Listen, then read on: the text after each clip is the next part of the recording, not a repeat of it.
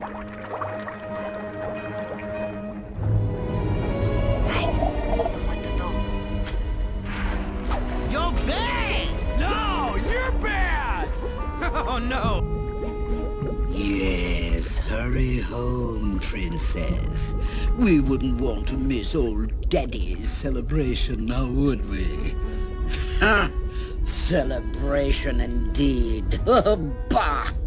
In my day, we had fantastical feasts when I lived in the palace.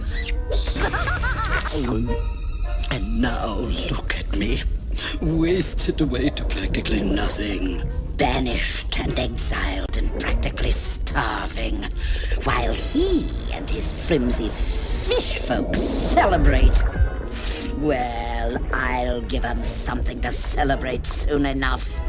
Flotsam, Jetsam! I want you to keep an extra close watch on this pretty little daughter of his. She may be the key to Triton's undoing.